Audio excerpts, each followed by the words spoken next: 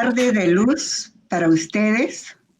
Bienvenidos a esta casa de la poesía. Que tengamos una buena experiencia en lectura y luego en tertulia. Esta tarde vamos a empezar con Juana Ramos. La fui leyendo a través del tiempo como una mujer luchadora, contestataria. Creo que la misión de los poetas y los artistas es responder a una experiencia de vida. Si no hay experiencia, no hay una creación real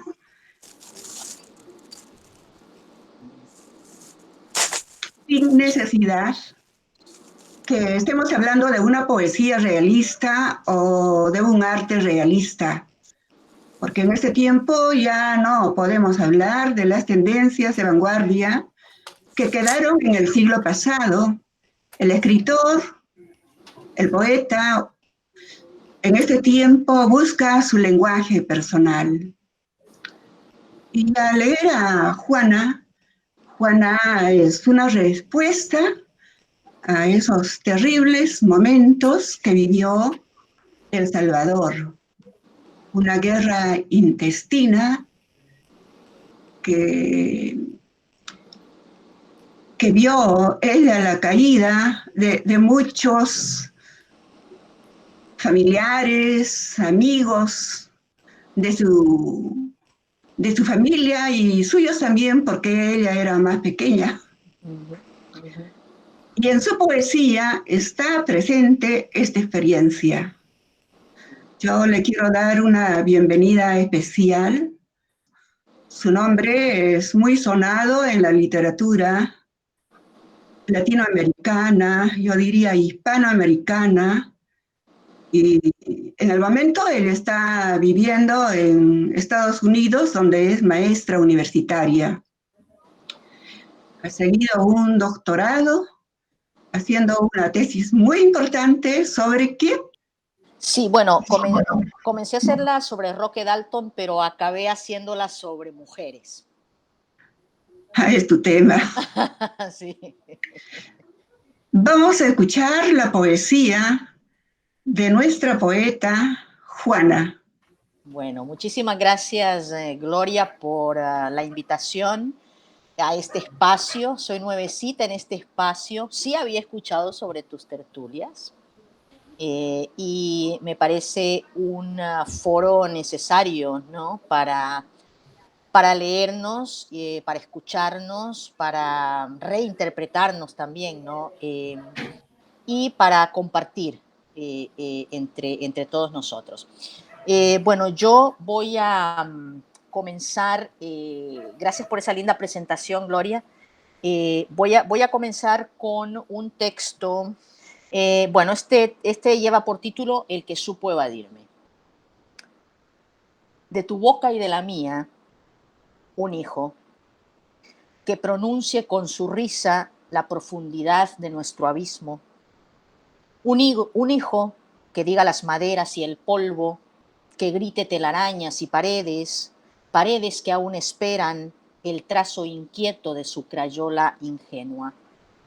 Un hijo que susurre la forma de la hoja, que nos beba en la savia y en el llanto de tu sauce, que murmure el tiempo tantas veces marchito. Un hijo, sí, el del aliento a madreselva, capaz de hablar mis sombras, el de la flor de hibisco coronando su cabeza, el que lleva en sus ojos la sabiduría de la ceiba, ese que abona generoso mis raíces en tu cuerpo.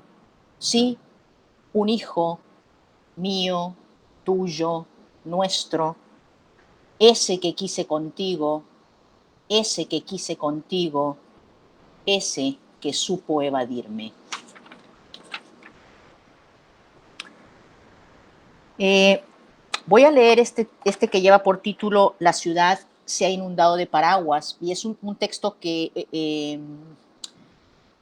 en el que se traslapan tanto la ciudad de Nueva York, que es la ciudad en la que he vivido ya por 30, 29 años, y El Salvador, ¿no? Que es el país que dejé un año antes de que se terminara la guerra civil, que duró entre 1980 y 1992, ¿no? Y lleva por título La ciudad se ha inundado de paraguas. En el país que a diario nos devora, el que muchos no ubican en el mapa, arden pasos que incendian las aceras, también falta la leche, no hay camas en los hospitales, no alcanzan los sueldos, pero sobran el déficit y el tránsito. Una señora, bebé en brazos, grita en una esquina transitada: de esta ciudad cuchillo, de esta ciudad navaja, de esta ciudad machete, chicles, cigarros, fósforos, y arden las aceras con pasos incendiados. En primera plana, impresa y digital, una niña menarca, una niña tierra fértil, una niña arada por un padre putativo, busca una luz que disipe la sombra que se ha apoderado de su vientre, mientras los legisladores se rehúsan a romper las tablas de la ley, mientras deciden por su apenas cuerpecito. Al unísono, las mujeres del barrio reiteran lo que por siglos han venido repitiendo: la criatura no tiene la culpa, Dios guarde, es un pecado, no pidió venir al mundo, la madre es la culpable. Pero ¿en qué momento estamos? Dicen. Que qué sociedad es esta, repiten, en la que vale más la vida de un perro que la de nuestros niños, gesticulan y a dos manos se agarran la cabeza.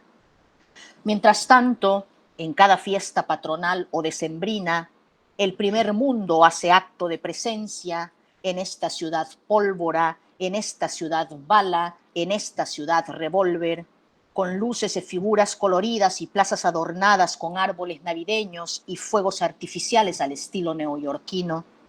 De una vez se evitan accidentes, dice un vendedor ambulante que sujeta con firmeza cadera abajo la mitad de un maniquí. No es más que pan y circo, masculla un joven pelinegro que presume de haber leído a Jim Ferré en catalán. Por fin ideas nuevas, manifiesta la mayoría apostada en la plaza engalanada. Unos kilómetros al este de la Algarabilla, la calle se desangra. Una mujer es muerta a machetazos frente a sus 3 hijos que no suman más de 9 años. La inseguridad está a la orden del día, comenta el conductor del programa matutino de mayor audiencia. Ahora pasemos al segmento del tiempo. Sonríe a la cámara y guiña un ojo. La ciudad se ha inundado de paraguas. Y para terminar, ¿qué será de nosotros?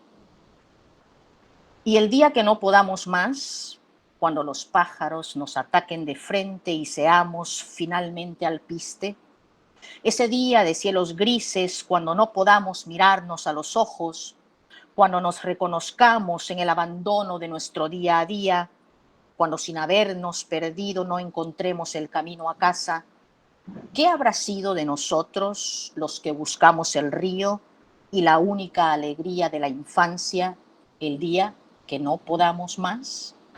Gracias. Aplaudimos a la poeta Juana Ramos. Muchas gracias. Saludos.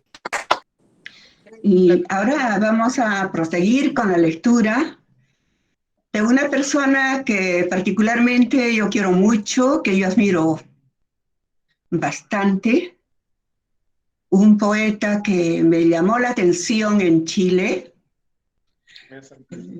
Había un paseo de banderas en un encuentro internacional de escritores y él es juez. Él es también poeta. Entonces, en ese paseo de banderas teníamos que pasar todos los escritores con las banderas de nuestros países. Y este juez no pasó con las autoridades, sino con nosotros y vestido con un poncho. O sea, era increíble. Él es Raúl Ignacio Valenzuela. Es un ser especial. Estudió Derecho en la Universidad de Santiago, pero también la Católica de Santiago. Es un poeta que no puede estar sin leer. Yo visité su casa en el puerto de Chañaral y tenía bastante libro de poesía. Eventualmente estaba trabajando en el puerto. En el momento él está en Santiago, donde es la ciudad que él ha estudiado, ahí están todos sus amigos y continuamente lo vemos participando en la vida cultural de Latinoamérica. Esta mañana lo vi, por ejemplo, en Los pájaros errantes, en una lectura. De inmediato te reconocí. Él ha publicado 2 libros. Cuando le dije que me mandara unas líneas de biodata, me dijo, Gloria, no me gustan los datos. Pero debo contarte, Raúl, aquí donde estoy, que es la casa de mis hijos, en Lima, Miraflores, a una cuadra más o menos, en el Malecón Cisneros, está el busto de Antonio Cisneros. Y Raúl es muy admirador del gran poeta peruano Antonio Cisneros. Entonces yo puedo ir todos los días caminando, pero ahora sí que estoy confinada, no salgo para nada. Te escuchamos en una lectura de poesía, Raúl. Si voy muy rápido me dicen porque los chilenos hablamos rápido, parece que no entienden nada. Así que ustedes me calman. ¿Cómo han estado? ¿Bien? ¿Todo? ¿Muy Sí, confinados? ¿Todo? todos, la mayoría. ¿Todos encerrados? Pues igual que yo. Eh, eh, sí, bueno, yo la verdad no quería mandarle a Gloria por los datos, esas biografías que uno manda, porque la verdad yo creo que lo más entretenido que he hecho en la literatura fue en mi adolescencia, cuando recién tenía carnet de manejar, fue ser chofer de Toño Cisneros una vez que vino a Santiago de Chile, para uno de los festivales. De ahí en adelante, hasta que ya no vino, digamos, como estaba enfermo, siempre fui chofer de Antonio, porque yo no tomo, y Antonio tomaba todo. Entonces, me decía que era para bajar el azúcar, decía él. Y yo, claro, como no tomaba, me mandaban a mí. Ahora no tomo porque nunca he tomado nomás, no hay ninguna cosa así media extraña. Simplemente nunca tomé y ahora tomo té nomás. Eh, Pensaba mostrarles algo de mi último libro que se llama El Patio, pero tengo que compartirles pantalla porque yo para lo único que soy bueno es para ser amigos y tengo unas amigas en Barcelona que son chilenas, pero que tuvieron que irse para allá para hacer su trabajo, que tienen una compañía de teatro y quisieron, no sé qué hicieron, pero hicieron una cosa muy linda con textos del patio y que me gustaría compartírselas.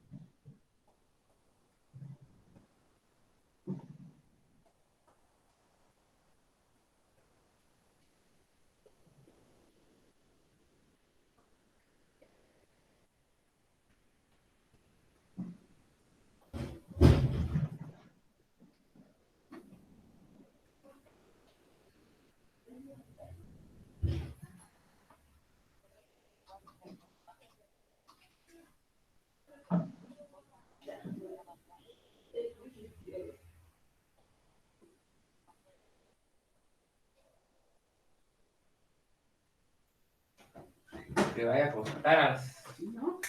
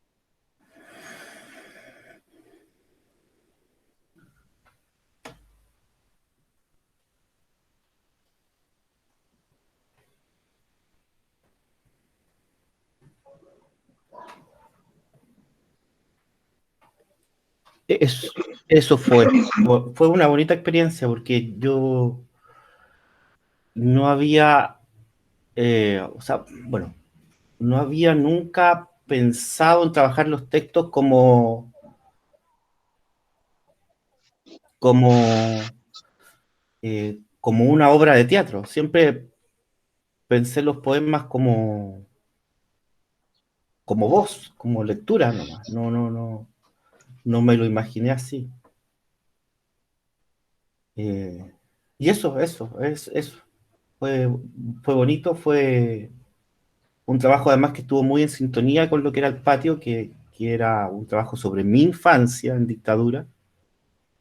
Eh, por eso me resonó harto el poema que acaba de leer Juana, donde decía algo así como la única alegría de la infancia, ese espacio tan raro que nos tocó vivir por lo menos en mi infancia y en varias infancias de América Latina, Ujú. en que no éramos protagonistas, no éramos nada, estábamos en el patio. Y sin embargo éramos testigos de todo. Ya, pero Compagina con Juana, ¿no?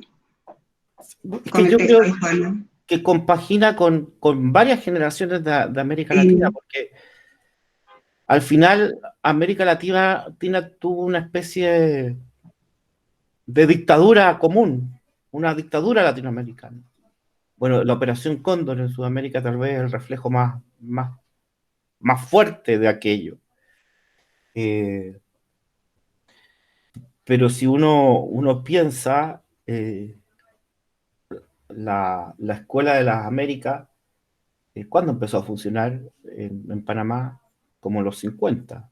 Entonces, desde los 50 en adelante se vino una dictadura que nos desgarró y que creó esta, ¿cómo llamarlo? Este espacio tan extraño de América Latina que es el de la desaparición.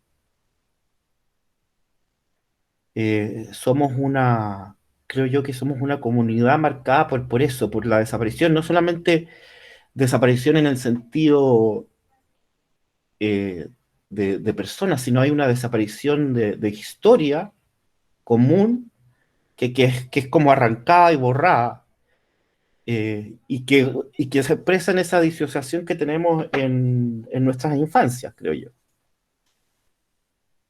Nosotros somos testigos como de una historia que no existe, o algo así. Yo no sé si a Juana le pasa lo mismo con El Salvador, pero nosotros tengo la sensación de ser parte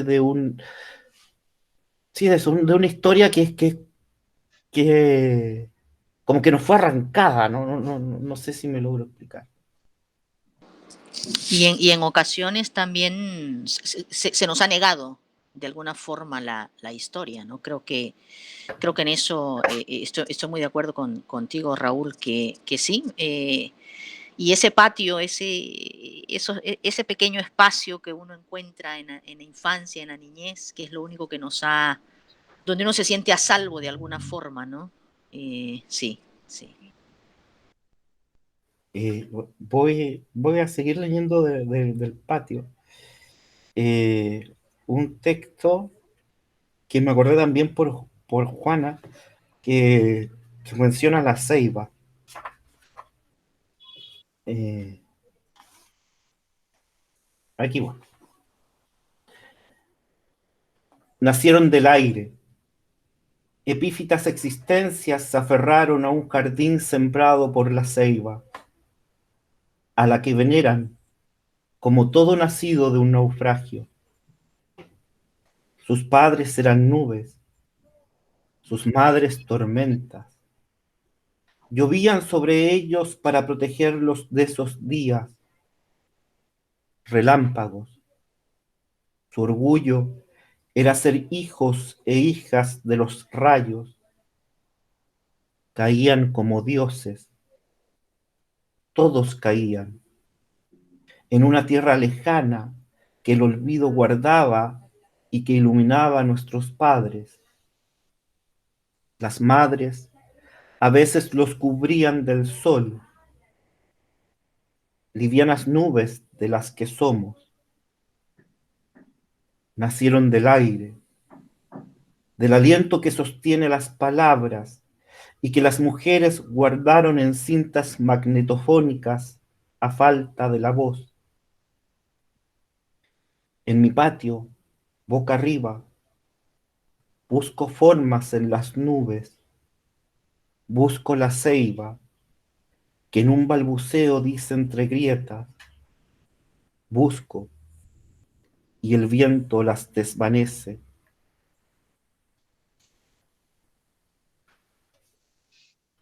Eh, y el otro poema que voy a leer es el que está al lado, que, bueno, que es cortito.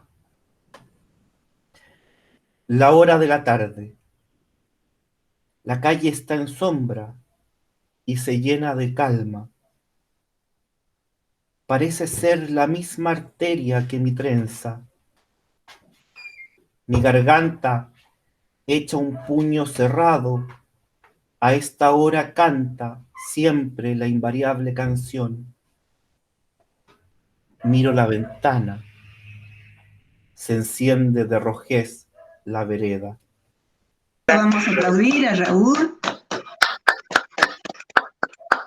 Esa Hermosa presentación, primero visual y luego de palabra. Y aquí tenemos a dos jóvenes poetas que espero que estén captando esta experiencia de poetas ya transitados, de poetas mayor, de voz mayor. Y ahora me toca presentar a una poeta con la que conversé en un encuentro internacional de poesía. Se llamaba, me parece, Poesía del Mundo, la poeta Marlene Londres. Ella es cubana.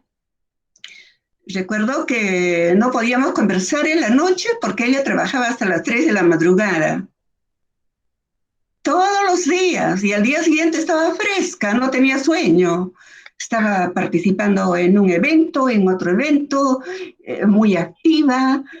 O sea, me quedé admirada de la capacidad de esa poeta que dormía tan pocas horas y estaba muy fresca.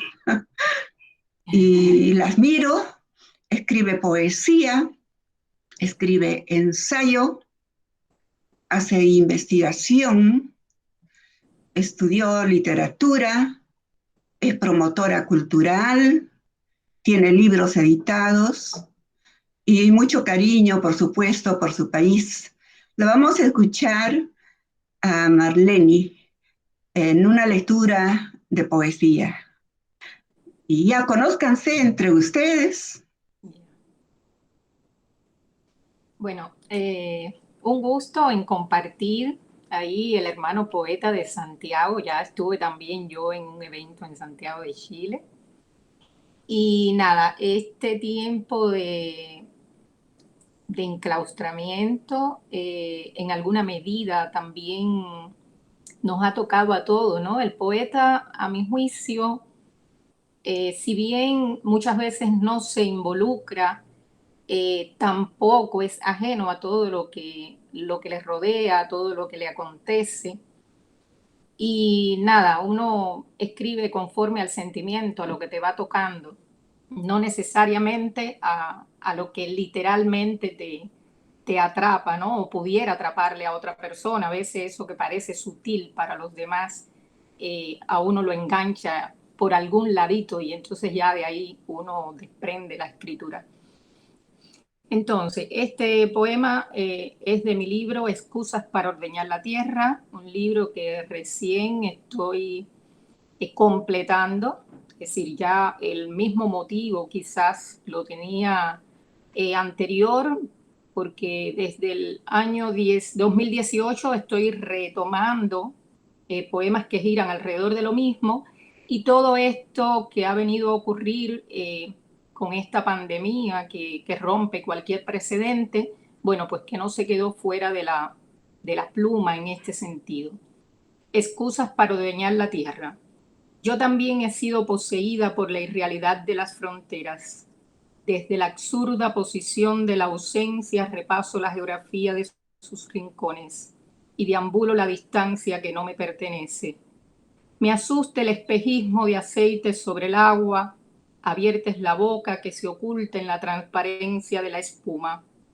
La estrella que nos habita se bifurca sobre la carta. Lo irracional crece en la rabia de un absurdo monopolio. Otra corona invade el reino de sus casas. Detrás de sus columnas aguardan los balcones del planeta.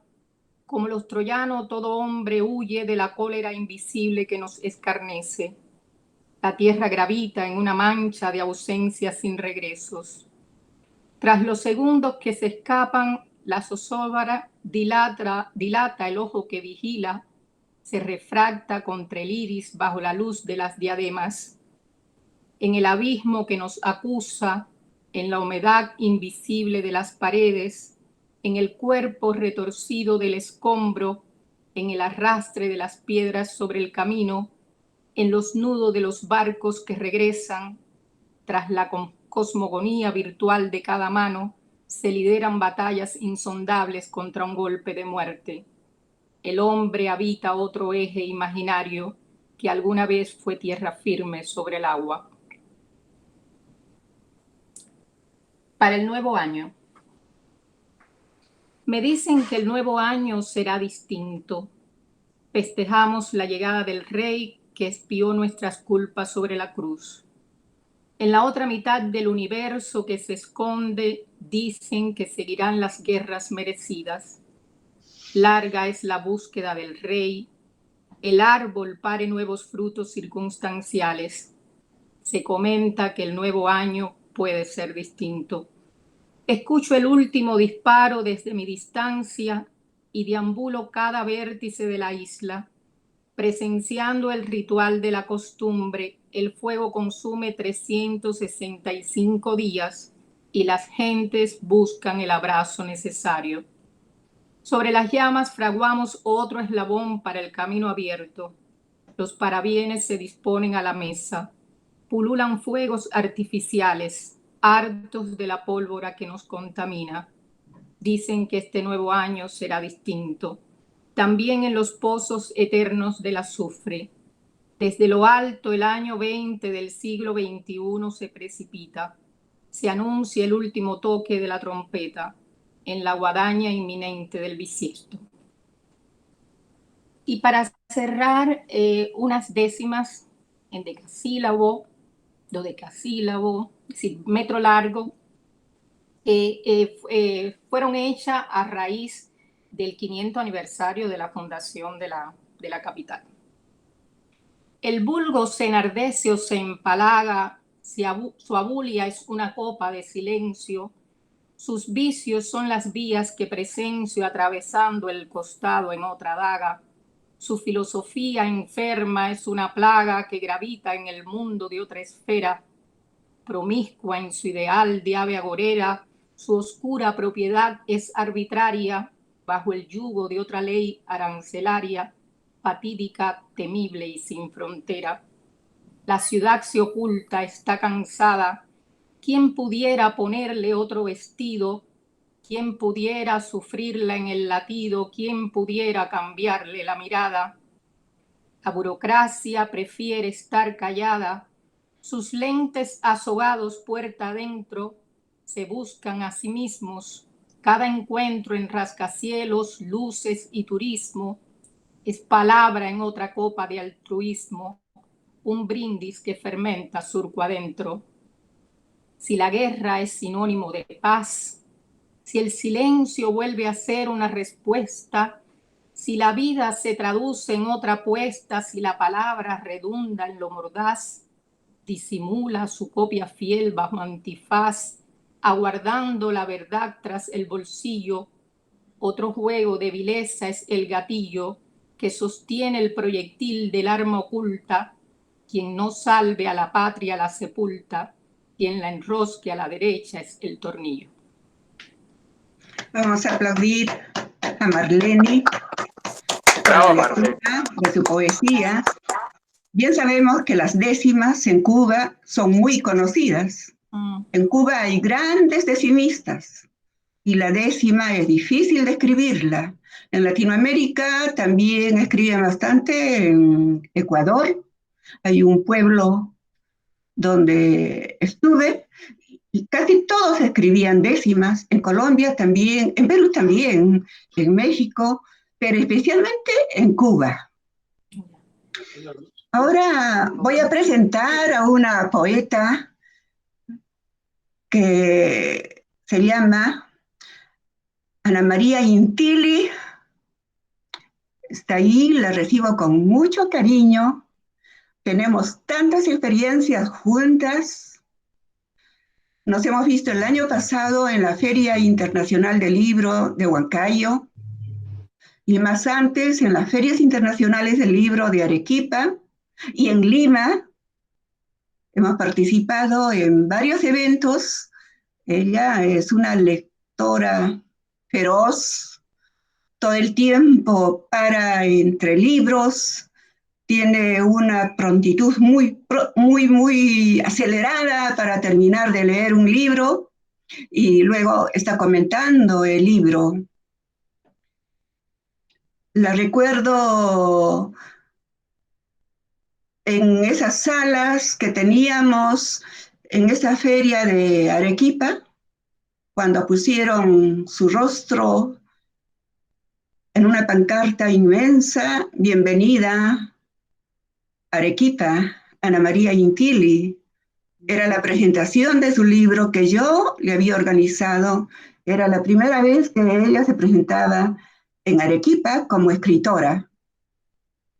Y se ganó el afecto de los jóvenes, de los escritores, porque a los siguientes años siguió viajando a Arequipa. Poemas suyos que están siendo parte de una maestría en México como lectura obligatoria. Ana María Gentili no solo escribe poesía, sino también narrativa, escribe cuentos, escribe mini cuentos, mini ficción, literatura para niños. Es decir, es una escritora que juega con todas las formas de la escritura. Ambas somos bastante amigas. La invito a leer poesía. Gracias, Gloria, por la presentación tan bonita y tan emotiva, en donde recuerdas momentos tan bonitos que compartimos realmente. Yo te agradezco mucho esta invitación, es un honor para mí compartir con poetas tan representativos de su patria, y los envidio porque yo no he podido, yo soy argentina de origen, pero vivo muchos años en el Perú, y yo no he podido escribir sobre la guerra interna en mi patria. Me es muy duro, me es muy difícil, pero sí escribí sobre Siria y sobre México.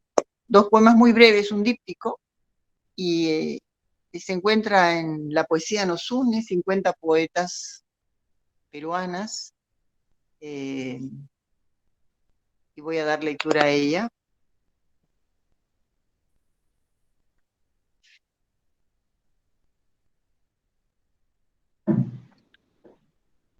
Siria. Murió el ave que medía el tiempo, la del viejo trino, la última voz que nos quedaba. El otoño brinca cada hoja, llora a solas, levanta el viejo muro de tu frente. Ni un asno acude a borrar las sombras, a prestarnos sus orejas por algún momento.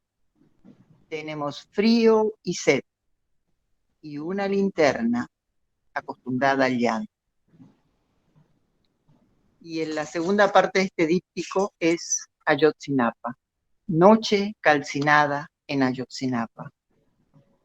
Esta rebelión que amanece muerta como rastro de justicia ha nacido en la noche calcinada y no aprendió a mirar el rostro de la sombra. De esta antología del Premio Scopé, donde fui primera mención de honor con el libro Flores para el Oído, voy a dar lectura a un poema. Cambio completamente el tema y paso a un poema mucho más metafórico. Yo no entiendo. Yo no entiendo la música enigma de un pasado de espejos. Yo no sé de pájaros, no sé del sigilo de las alas. Yo no sé de música, de los siglos devorados, de la luz intensa, de la mañana aún silente, soberbia, donde nace la lluvia o muere la nada. Yo no entiendo la música que no sabe nombrar la camisa en llamas, que partió de mí, que enciende el perfume y declina la hermosa espesura de la tarde. Yo soy nieta de 4 italianos migrantes. Mis 4 abuelos fueron italianos, y me alegra mucho poder haberle escrito a mi abuela un poema. Me resultaba muy difícil escribirle a una abuela que tanto quiero, ya fallecida por supuesto. Y el poema resume un poco lo que ellos transmitieron porque yo viví varios años en su casa y sentí el dolor de la migración forzada, porque mi abuelo fue combatiente en la Primera Guerra Mundial, cayó herido, y ellos no querían, decían que no querían eso para sus hijos, para sus nietos, entonces agarraron lo que tuvieron en la mano, porque solamente podían traer algo muy pequeño, porque venían en buque de carga, y se vinieron a América. Tenían 21 años los dos. El poema se llama, este poema, Habitará tu cuerpo. A mi nona Carmine de Emilio Tufara, 1899, Tucumán, 1985. Este poema habitará tu cuerpo. Será ceniza, cal, aliento obrero. Nos mirará de frente, nos agotará en sueños, renacerá en cada latido, en cada fragmento roto del océano. Surgirá en tus párpados, en todo desvelo, partirá montado en tus alas. Mira la copa del árbol, allí también nace la vida. En el brote tierno, en el gorjeo de las aves, nido construido de cosecha y llanto. No partas todavía, deja que la nave descanse aún. Cobíjala del frío, llena los tugurios de cómodo equipaje. Lleva siempre en tus manos la esperanza. No descuides tu cielo, no dejes de mirar las estrellas, que digan dónde está el sur. Hay 100 verdades en cada caminata. No olvides a tus deudos, presume tu lenguaje, hila cada día de tu historia. Los que vienen querrán saber de dónde tanto coraje. No olvides dejarles una pista, será más hermosa la tarea. El cosmos no olvida, guardará toda tu historia. Sabrán más de ti, más de mí. Tierra dentro de la tierra, manantial que regresa a la fuente. Gracias. Vamos a aplaudir a Ana María Intigli con mucho afecto. Gracias. Qué lindo. Bueno, muy bien, la alegría de los jóvenes. Ahora me toca presentar a Regí. Él estudió entre Lima y Arequipa, Arequipa y Lima, transitó por los dos lugares. El año pasado nomás hemos organizado una tertulia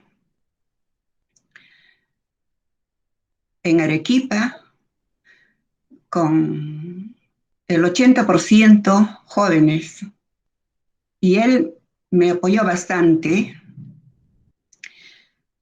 Al inicio nos acercamos a los micros, todos sentados en el piso, todos sentados en el piso. Ese era mi objetivo, no una plataforma, sino al piso. Y él, aquí estamos, ya empieza.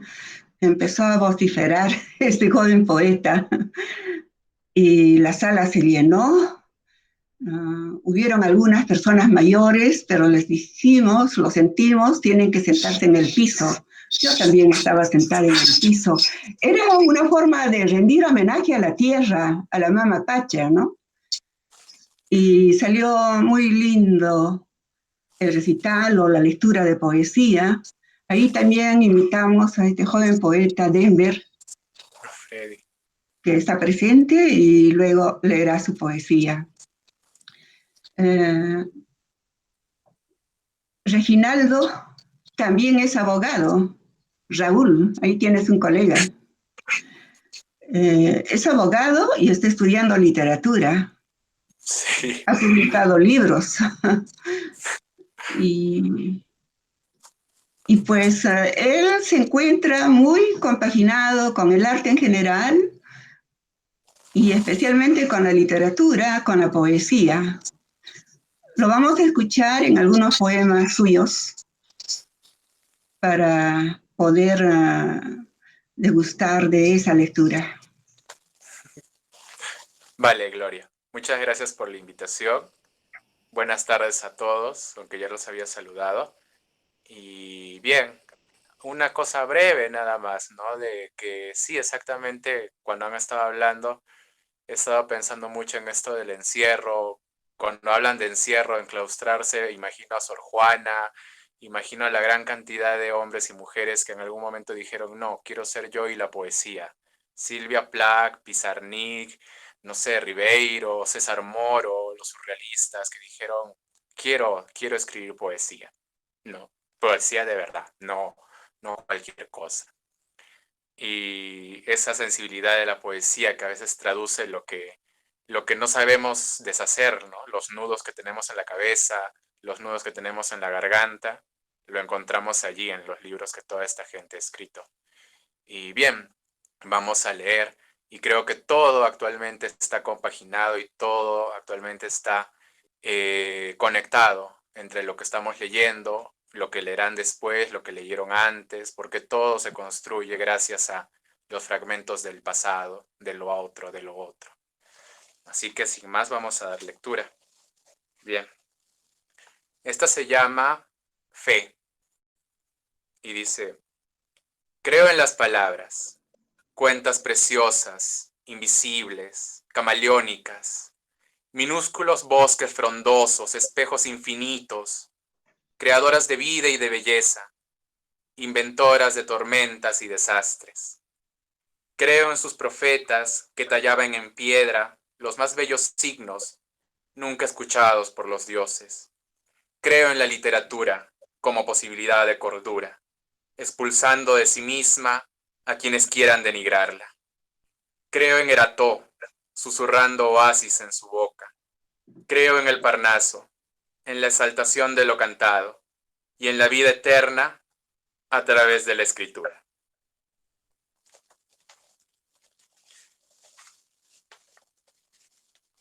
Y ahora vamos a leer otro que, como ustedes se estarán dando cuenta, tienen mucho que ver con el agradecer por el milagro de las palabras. Últimamente, este año decidí entrar en la poesía y la literatura japonesa, y me llamó mucho la atención la creencia que tenían desde antaño, los japoneses, de que la poesía había sido creada por uno de sus dioses, y que las palabras, todas las palabras están habitadas por fuerzas y por almas, y una vez dichas o escritas, tienen vida propia. Este se llama Je ne suis jamais seul, mon cher, o Yo no estoy solo, querido. Conozco los encantamientos para levantar a los muertos, para congregarlos ante mí. Celebramos hogueras de sacro silencio, sus lenguas hacen incisiones en el tiempo. No les tengo miedo, no les tengas miedo, non solo mai solo, caro. Oigo psicofonías grabadas hace siglos en soporte de papel. Esta noche charlé un tanto con Lady Lazarus. Hello, Lady Lazarus. Hace 2 noches hablé con un granadino asesinado. Yo nunca estoy solo, queridos. Una librería, una biblioteca, es un hermoso cementerio. Otro tipo de lápidas para otro tipo de muertos.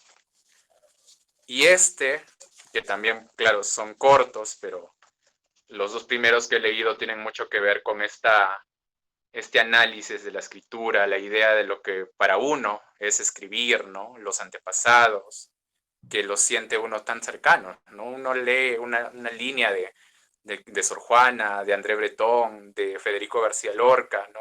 Y sientes que esa gente fuera algo tuyo, que formara parte de ti, que no fueran simplemente libros o personas que ya no están. Y para terminarlo, que se llama Megafonías o La venganza personal. Mi venganza será el amor. Pensé aquella noche cruzando la calle de Embajadores para realizar una llamada a larga distancia y descubrir que el exilio autoimpuesto es esto. El teléfono se come la moneda. que el destierro autoimpuesto es esto, ni llamada ni moneda. Me temblaban las manos, el frío, el amor. A pesar de no poder asegurar el dónde, ni el cuándo, ni cómo, mi venganza será el amor. Marcharán, gritarán, ladrarán los perros de Oscar Wilde. Marcharán 1000 veces y 1000 veces los desafiaré. Mi venganza será el amor, no a la patria, sino a una criatura mortal. Y eso es la lectura de esta noche. Muchas gracias. Y ahora vamos a pasar a la segunda parte. Saquen su copa de vino. Acá está. Vamos a pedir. Está bien. Está bien, señor ex juez. Vamos a pedir a Juana, nuestra poeta que llega desde tan lejos. ¿Cuántas horas duró el viaje? Vamos a pedirle que haga el brindis de honor con sus compañeros. Tú vas a hacer el brindis, Juana. Bueno, gracias, Gloria, por este honor. Bueno, quiero brindar por esta tarde de tantas voces poéticas hermosas, este mosaico de voces que han sabido poetizar tanto esas historias que se nos negaron, que han sabido poetizar estas tragedias que nos acompañan, estas tragedias que nos acechan desde la pandemia, desde Siria, desde Ayotzinapa. Gracias, Gloria, por permitirme estar con estas voces hermosas, estas voces tan potentes, y por eso brindo con todos ustedes. Salud. Salud. Salud. Con todos. Salud. Con todos. Ana María, no te veo.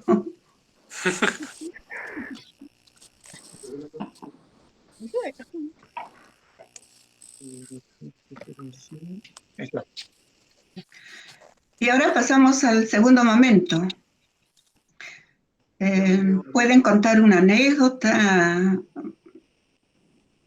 hablar sobre cómo apareció la poesía en vuestra vida.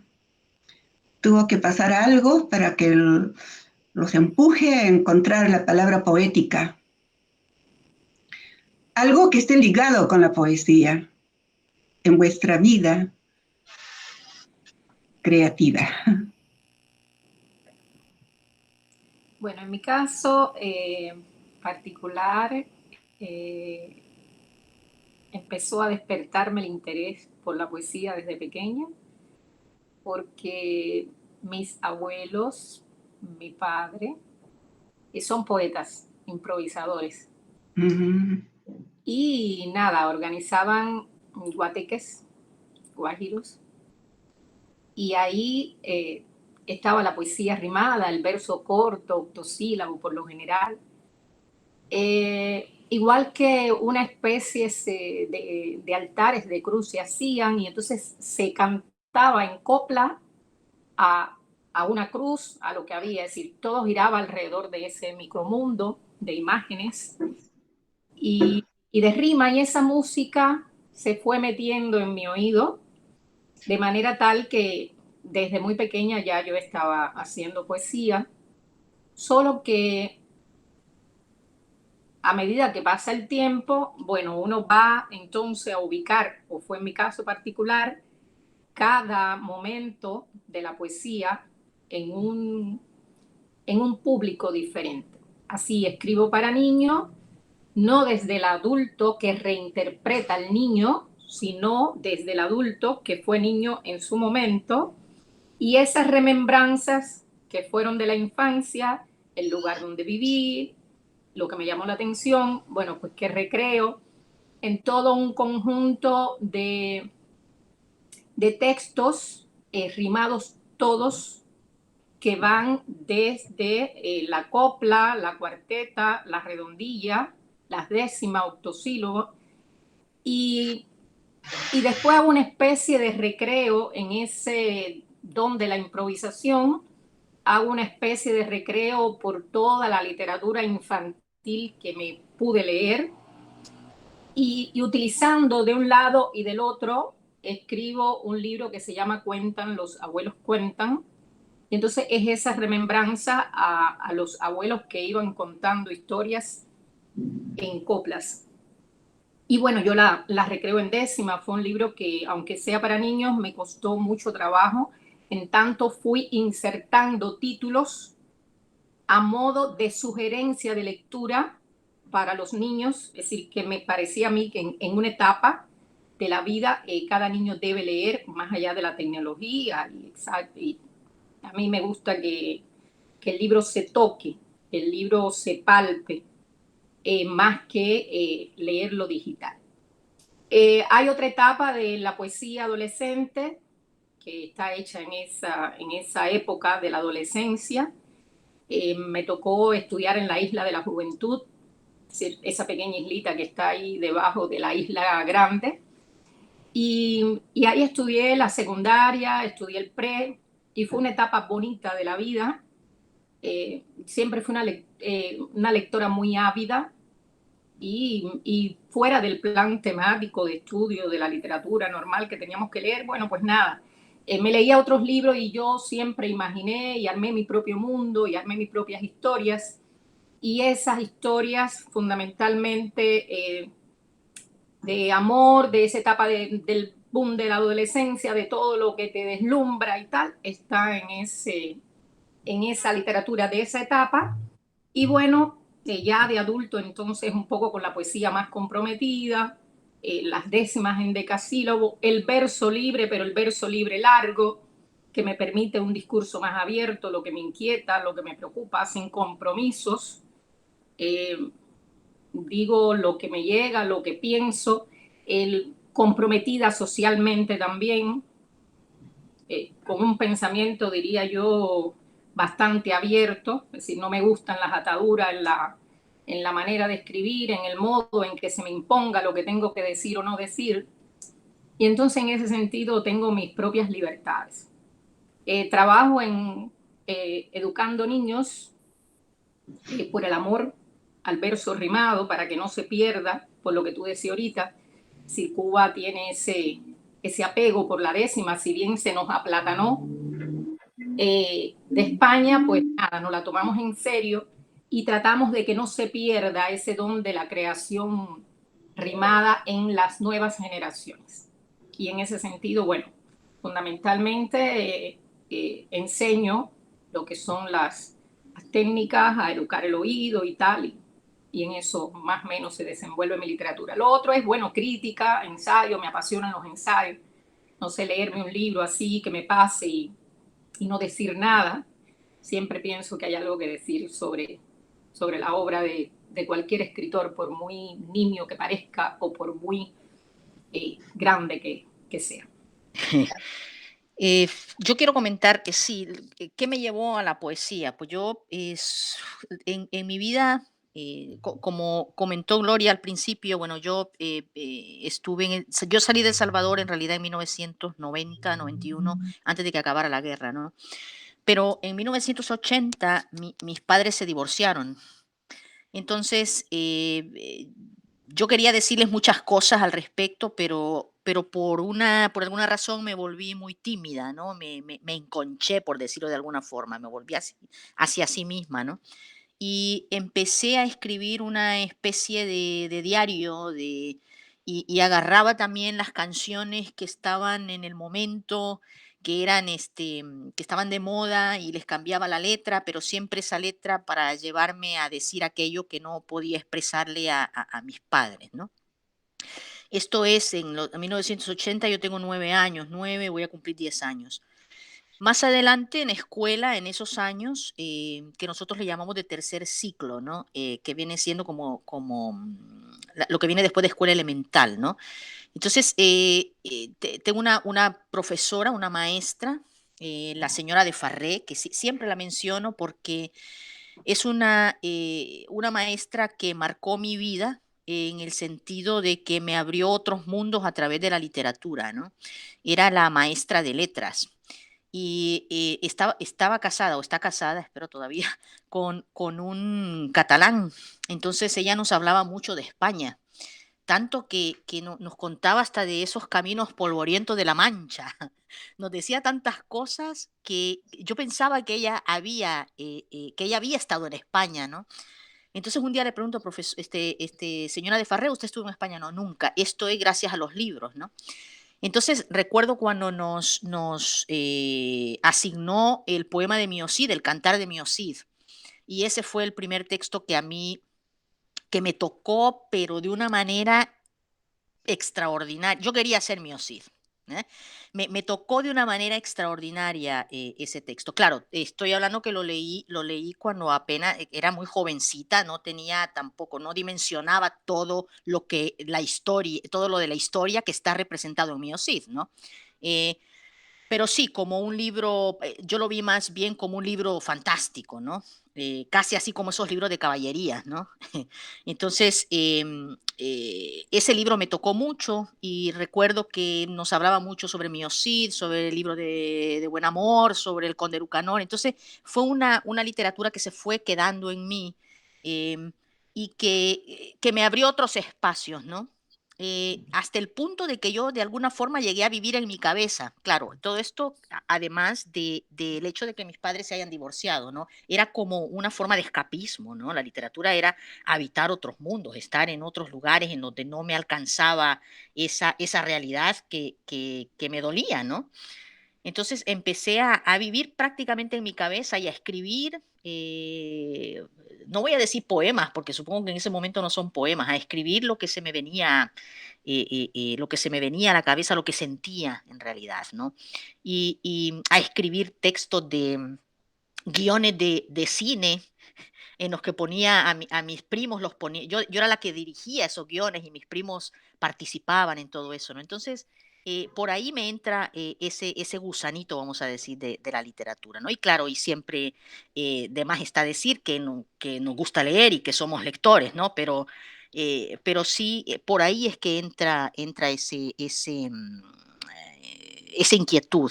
Ya en Nueva York, yo llego a Nueva York cuando tengo 20 años, llego acá y sigo escribiendo, pero escribo y engaveto, no quiero mostrarlo, ¿no? Hasta que en 2006, creo, una de mis colegas, muy querida colega, Margarita Drago, me invita a participar en una actividad que había armado en la universidad. Somos colegas, trabajamos ya juntas en la universidad, somos de la Universidad Pública de Nueva York. Y me dice, Juana, me gustaría que leyeras tus textos. Yo le digo, no, mis textos no, mejor yo te ayudo a organizar. Me dice, no, quiero que seas parte de ese panel. Entonces esa fue la primera vez que me atreví, por decirlo de alguna forma, a presentar mi poesía. Y de entonces, bueno, ya en 2009, si no me equivoco, ya recogí todos mis textos y Arte Poética Press aquí en Nueva York, me publicó mi primer poemario. Entonces de ahí para allá pues ya ha sido pues vivir con la poesía, para la poesía, ¿no? Muy bien. Yo quiero contestarle a Reginaldo. Él hizo una pregunta cuando leí el poema de mi abuela y dijo, ¿de qué libro? Entonces yo le muestro a Reginaldo y a todos, por supuesto, este libro es Retorno y otros poemas. Y de este libro es el poema que está en la parte central. Está en la parte central, está en el corazón, ¿no?, del libro. Y me dio mucho gusto que tomara atención se nota que ha tomado mucha atención de la poesía porque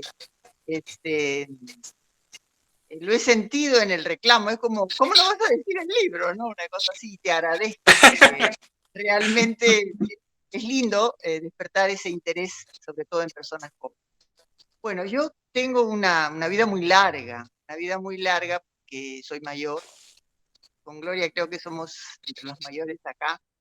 Y tengo varias profesiones y todas las ejercí. Yo soy médico neuróloga, soy neuropediatra, soy psicoterapeuta de orientación psicoanalítica, todo con títulos oleados y sacramentados, por supuesto, y estudié literatura. Yo estudié literatura porque a los 15 años, cuando yo decido entre medicina y literatura, que eran mis dos grandes amores, decido por medicina porque esa influencia que a veces llega un poco y te dice, no, ¿cómo vas a ser maestra? ¿Cómo vas a ser profesora? En esa época, 50 años atrás, 50 y tantos años atrás. Entonces esto era pues un poco de esa manera. Ahora no pienso igual, por supuesto, ¿no? Por un lado. Y por otro lado, porque yo quería ayudar al prójimo. Yo veía muchas cosas, fui una niña muy precoz, aprendí a leer antes de los 4 años, a escribir cositas sencillas, por el solo hecho de ser hija menor, hermana menor. Entonces me sentaban mis hermanos, porque era muy movida, me sentaban para que les deje a ellos hacer la tarea, y me daban lápices, papeles, y qué sé yo ahí escribía y copiaba sin saber, hasta que un buen día me di cuenta que ya podía escribir sola sin copiar, ¿no? O sea, la inmediatez de una niña muy traviesa, muy una esponjita que todo lo absorbe. Entonces, también fui una lectora muy precoz, a los 11, 12, 13 años yo leía mucho, y tengo una anécdota muy bonita que, regresando a Tucumán, yo soy argentina, radicada en el Perú desde diciembre del 75, una amiga, la mejor alumna del salón, yo nunca fui la mejor alumna, pero fui una alumna destacada, porque no me gustaba ser la mejor alumna, o sea, no me parecía, no era mi objetivo. Yo estudiaba porque me encantaba estudiar, aprender. Entonces ella me recordó esa anécdota en donde un día la directora se presenta en el aula y nos dice, a ver, la alumna Ramona Serrano, que era ella, y la alumna Ana María Intili se ponen de pie. Temblábamos porque no sabíamos qué hacía la directora en el aula llamándonos, qué habíamos hecho, y no recordábamos después ambas cosas qué habíamos hecho. No habíamos hecho nada, pero sí quería felicitarnos frente a nuestras compañeras, diciendo que éramos las dos alumnas de toda la escuela, de todo el colegio, que con mucha frecuencia íbamos a la biblioteca a leer y a pedir prestados libros. Y después Susana, mi amiga, me recordó que yo le decía a ella, tú sacas estos dos, que era el tope, y yo saco estos dos, y era para que yo lo leyera. A partir de ahí, entonces ella se entusiasmó, y ella estudió literatura, es doctora en literatura, ha publicado cosas muy lindas, y bueno, yo no. Entonces ella, cuando yo regresé, me dijo, me has decepcionado, yo esperaba que tú estudiaras literatura. Bueno, entonces ahí comienza mi quehacer literario, pero la medicina nos lleva por vericuetos, por lugares muy, muy difíciles. Es muy difícil ejercer la medicina, ser honesta, salvar vidas y no renunciar a ese deseo de servir a los demás, ¿no? Y nunca yo abandoné la posibilidad de la lectura, que fui una gran lectora, y nunca abandoné la posibilidad de estudiar, tanto que cuando pude hice la maestría en literatura, y de escribir, escribía siempre, pero claro, como decía Juana, no es que uno escribía guau, sino escribía, pero de todas maneras nunca abandoné la esperanza. Yo me jubilé muy temprano porque también fue muy temprano médica. Entonces a los 42 años yo ya me pude jubilar. En esa época teníamos una ley, la 2530, que desgraciadamente el dictador Fujimori la derogó, y uno se jubilaba sin llegar a un límite de edad, ¿no? Entonces a partir de ahí yo inmediatamente arranqué con la literatura. Y me empecé a reunir con grupos, con personas, y yo tengo que agradecer a mucha gente, y a Gloria una de ellas, pero a mucha gente que me decía, pero ¿cómo no vas a publicar si tú escribes hermoso? Y yo veía que mis cositas eran muy pequeñas, ¿no? Y bueno, yo agradezco a la literatura, yo agradezco a la poesía que me haya elegido, que me haya permitido estar con ella, porque realmente mi vida ahora, después tengo casi 30 años de haber cesado, perdí a mi mamá en ese transcurso. 2 de mis hijos residen fuera del país, en Europa, muy lejos. Entonces, y yo migrante, no tengo familia acá, más que la de mi esposo. Entonces, había una soledad dentro de mí, ¿no? Había una soledad porque yo me había dedicado radicalmente a la medicina y no tenía tantas amigas, no tenía las amigas de la infancia, del colegio, de la universidad, pero la literatura es mi bálsamo. Y yo le agradezco mucho a la poesía porque realmente me ha permitido tener una presencia más y, y mis hijos se sienten muy orgullosos de su mamá poeta, médico, poeta y todo esto, y me ayudan muchísimo. Por ejemplo, esta transmisión no hubiera sido posible si el único hijo que reside acá en el Perú no me hubiera ayudado. Él me está apoyando en toda la parte logística. Y bueno, eso era lo que le quería comunicar. Y muchas gracias, me estoy despidiendo porque no sé si voy a tener oportunidad. Ha sido un honor compartir con personas de diferentes lugares y me doy cuenta que América, otra vez lo digo, es un solo puño, es un solo país. Y me conmocionó el manifiesto de Juana y me conmocionó el de Raúl Ignacio, porque yo también viví así, no tan intensamente como ellos, pero yo también viví así, digamos, la guerra interna argentina, y tal vez, bueno, me enamoré de mi esposo y me vine a vivir acá, pero yo iba a salir de todas maneras porque yo no toleraba, sería muy largo contar anécdotas, pero no toleraba, desaparecían mis compañeros, no. Ese es otro capítulo. Gracias. Yo soy el más viejo, debo decirlo. Eh, eh, la pregunta de la Gloria, ¿cómo? Yo soy súper disperso y creo que esa dispersión me, me ató de alguna manera a la poesía, porque todo ha sido un poco sin querer y he sido bien resistente en algún minuto con la poesía. Eh, yo creo que la poesía a mí me llegó, no al empezar a escribir, sino la relación con la poesía por la música. A propósito de las décimas, de los decimistas cubanos, eh, en mi casa siempre se escuchó mucha música, eh, pero siempre fue como medio clandestino todo, porque como cuando yo era niño todavía estábamos en dictadura, lo que se escuchaba tenía que ser así como en silencio. O sea, claro, llegaba Silvio, pero Silvio llegaba en unos cassettes. No sé si los chicos saben que es un cassette, pero bueno, llegaban unas cuestiones de cinta que uno tenía que mal grabar y que uno tenía que escuchar ahí a media. Pero la presencia de Violeta Parra fue fundamental. Entonces ahí me llegan las décimas por todos lados.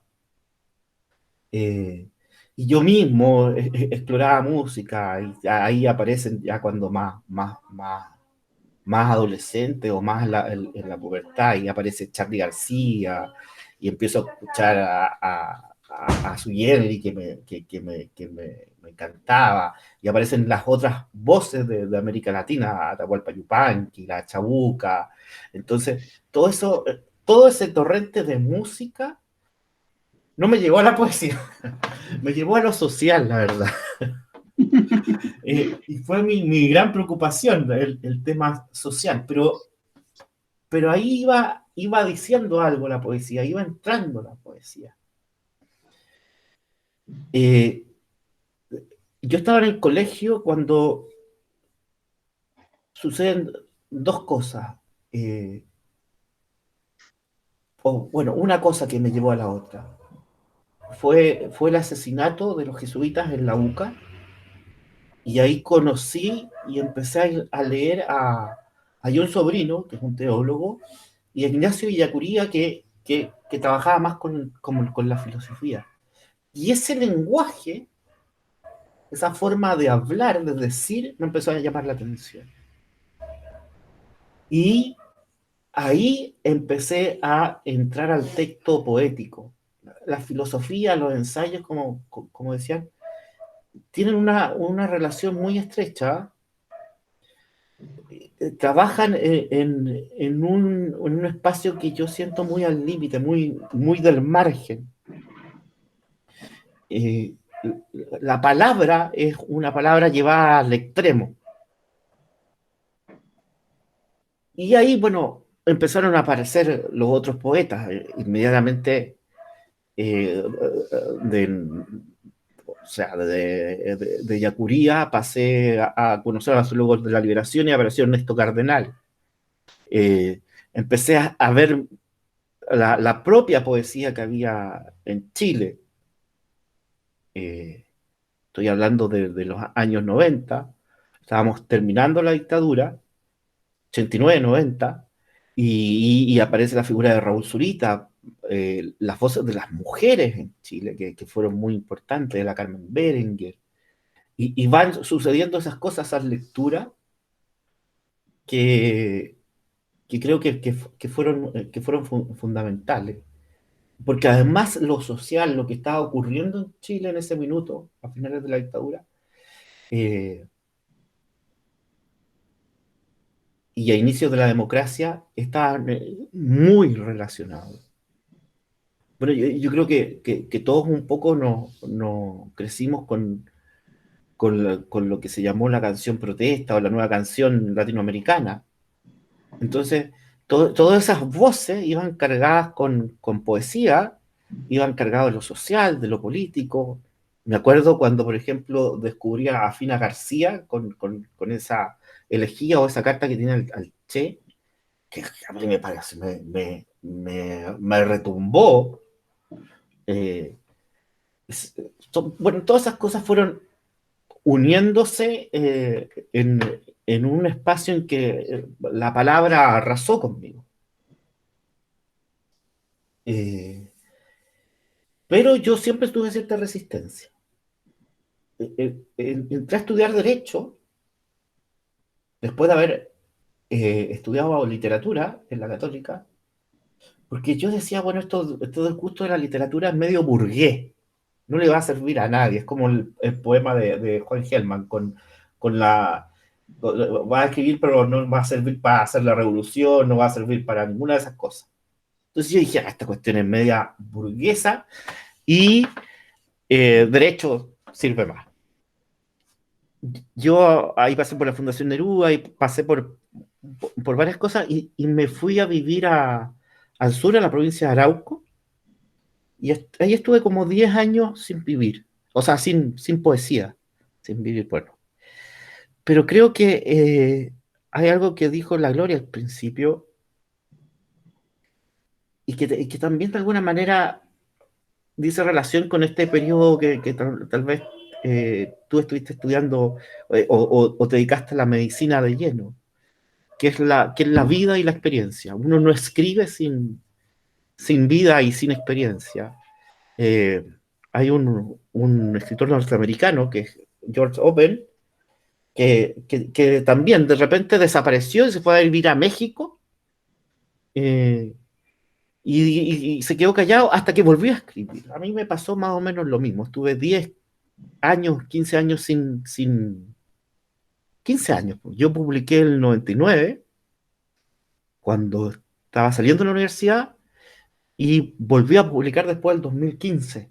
15 años. Estuve casi 16 años ahí, en silencio, viviendo, descubriendo, y, y creo que eso, o sea, yo no sé si volvería o no volvería a ser lo mismo, pero creo que la palabra ha sido más fuerte en mí y de algún modo agradezco ese tiempo en que me dediqué a otra cosa, a otras cosas que creo que también eran muy valiosas, que fue conocer al mundo indígena, al mundo mapuche, en mi caso, que fue trabajar ahí yo también me hice juez viejo. De hecho, volver a la literatura va con esto de ser juez, porque tengo tiempo para pensar en todas las cosas que tengo en la cabeza.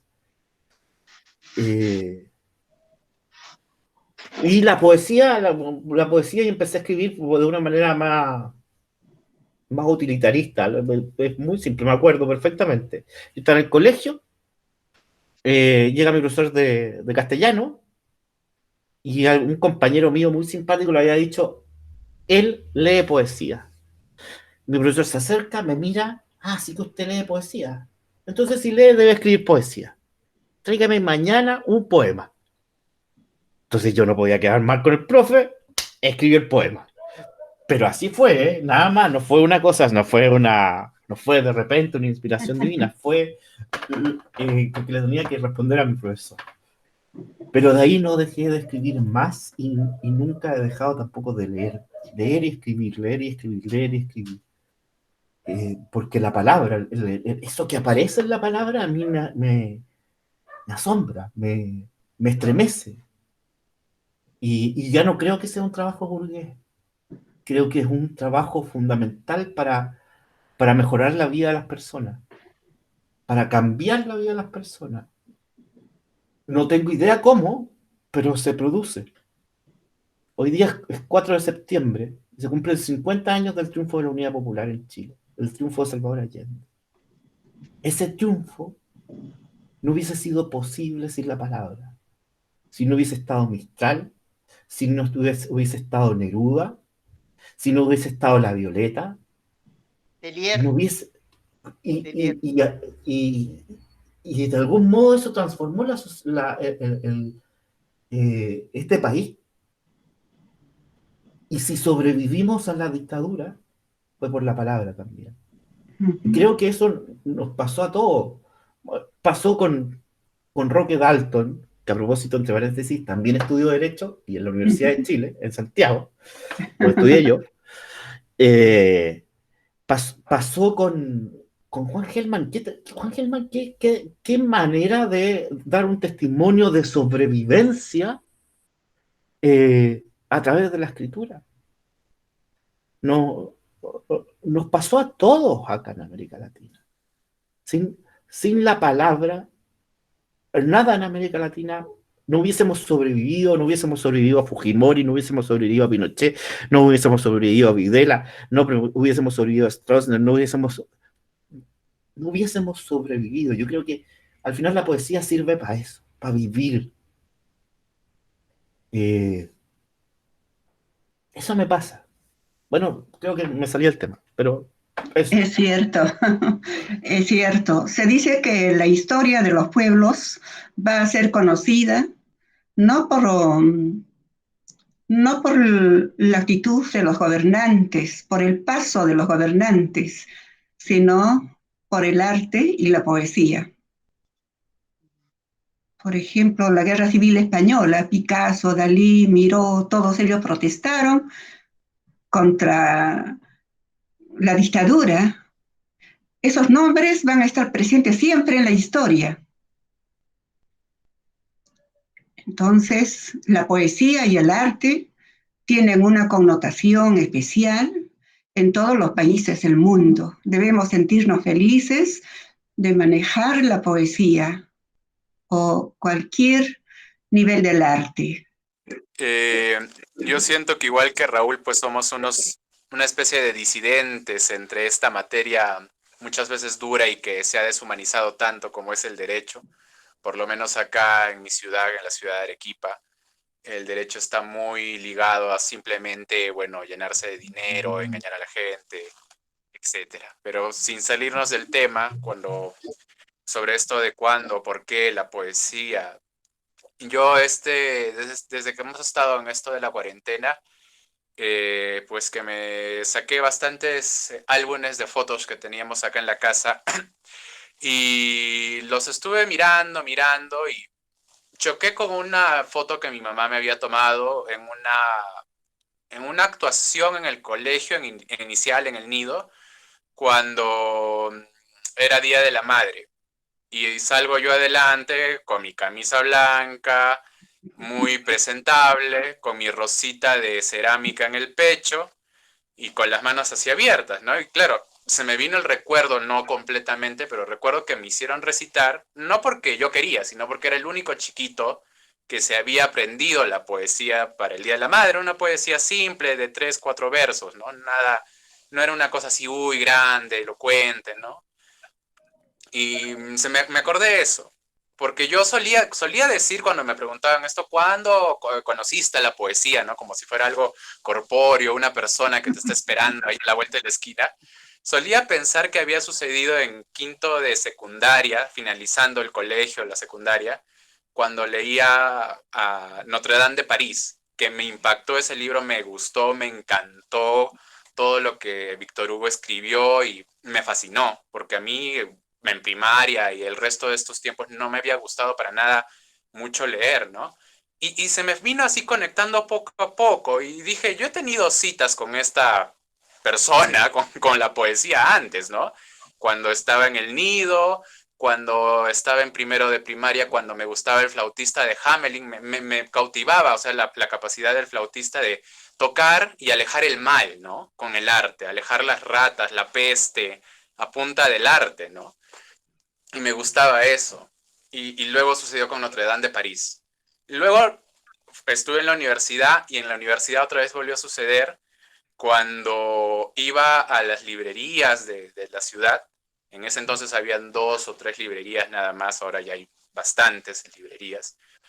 Y empecé a comprarme primero novelas de este corte de surrealismo, existencialismo, ¿no? En esta etapa en que uno es joven y dice, bueno, ¿quién soy? ¿No? Y empiezas, digamos, a mí me chocó el existencialismo y era como que, wow, Sartre, Simone de Beauvoir, ¿no? Y te tomas la bandera en serio del existencialismo y ya luego lo vas dejando de lado, ¿no? Te das cuenta de que es simplemente una manía, un gusto pasajero, que no tienes tampoco por qué defenderlo con todas las banderas del mundo, ¿no? Conocí más de filosofía, seguí leyendo literatura, Kundera, esta especie de literatura de este corte existencialista, filosófica, hasta que un día choqué con ya la poesía prácticamente y me acuerdo que leí algunos poemas chinos, japoneses, César Moro, Lorca, Reinaldo Arenas, Cernuda, Wigman. A ellos así. Y lo sentí que compartíamos muchas cosas en común. Cómo veíamos el mundo, qué pensábamos del amor, qué pensábamos de la gente, de los sentimientos, de la amistad, ¿no?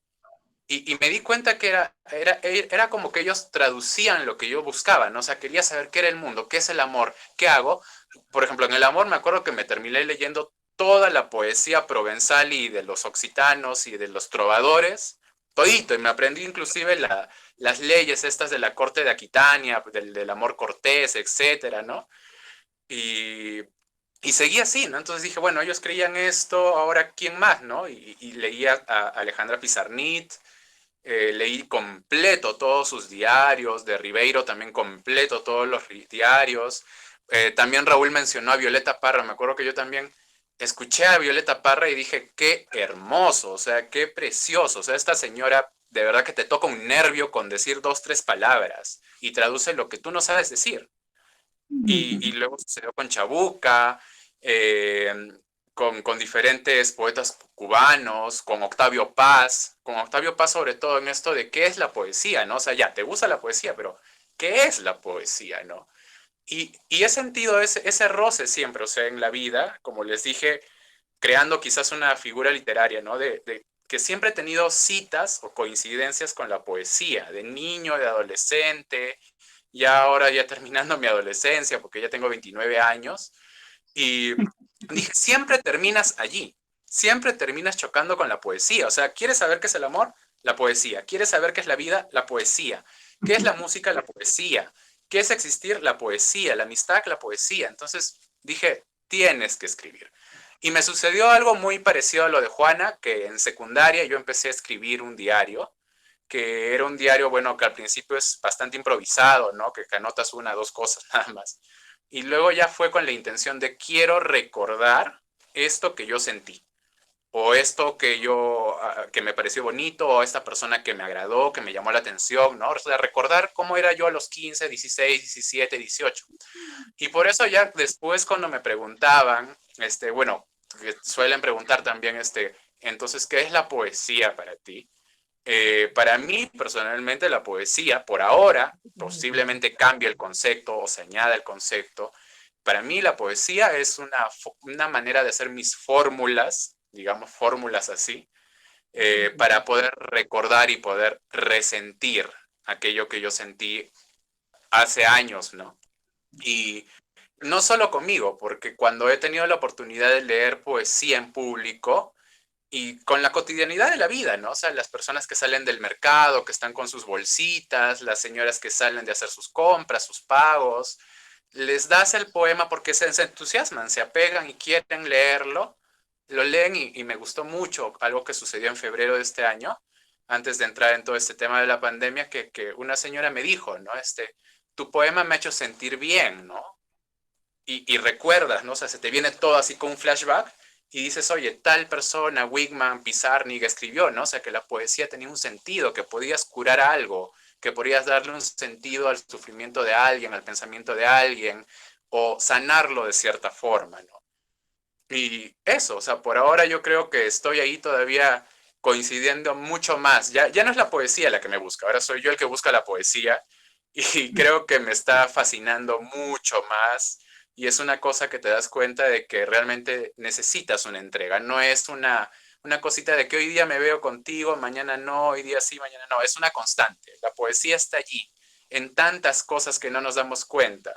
Y lo cierro con un verso de un poema chiquito que escribí que dice, el polvo de poesía que yace sobre todas las cosas y no nos atrevemos a recoger. Y eso es todo. Gracias por la Muy invitación, bien. por escucharnos a ustedes. Bueno, ya estamos culminando. Vamos a brindar. ¿Por qué? Vamos a brindar por una persona que hace mucho tiempo ha estado esperando el Premio Nacional de Poesía en Chile. Yo lo admiro, he leído su poesía, el Licura Chihuahua. ¿No, Raúl? Por el Licura, que tiene el Premio Nacional de Poesía. Es un poeta mapuche. Es un Chatumay poeta Lamuen. Claro, es un poeta mapuche que estaba siendo relegado, pero ahora él tiene el premio y un premio nacional de poesía en Chile es tener un sueldo hasta siempre y eso vale mucho. Eso no tenemos en el Perú. Entonces estoy feliz por el Licura, este brindis que sea por ese poeta mapuche. Se hizo justicia Salud. por la cultura mapuche. Salud, salud. Salud. Salud. Para que escriba poesía siempre, siempre, siempre. Ujú. Pero nosotros todavía quedamos con un dejo. Yo estoy feliz por el Licura, que además es mi amigo. Pero, También lo conocí. pero aquí todavía tenemos una gran deuda con las poetas mujeres. Elvira Hernández, la Sole Fariña, la Carmen Berenguer, Graciela bueno, la Rosa Guinao. Betty Muñoz, que estaban, Teresa la Wilson. Graciela Guinao, todas ellas, todavía no logramos saldar eso. De hecho, la única poeta que ha recibido el Premio Nacional de Literatura en Chile es Gabriela Mistral. Entonces, nos falta ahí una deuda grande. Y Y supongo que en 5 América años Latina después total. el premio Nobel. Sí. Después del premio Nobel lo obtuvo, el premio nacional. Sí. Bueno, ahora despídense entre ustedes. Está bien. Yo, bueno, muchas gracias por todo. Que es raro esta cuestión, porque además los veo así todos juntos por cuadritos. Pero lo he pasado muy bien. Ya me tendrán que invitar a El Salvador, a Nueva York y a La Habana. Sobre De todo a La Argentina. Habana. Por Lima ya pasé. Pero La Habana, eso tengo que ir. Y a Nueva York también algún día tendré que estar ahí. Y recorrer. Tengo esas ganas de hacer como el Che Guevara, de tomar una motocicleta e irme a pasear por todo Centroamérica. Qué maravilla debería hacer eso. Ya. Un abrazo a todos. Y a todas, la verdad. A todas. Para mí ha sido un gusto. De igual manera también puede ir por La Habana. Hacemos un evento que se llama Para Compartir la Palabra. Allá ya he tenido la oportunidad de tener a un abogado que también es poeta y chileno, aparte de otros chilenos. Jorge Sepúlveda, no sé si te hace el nombre.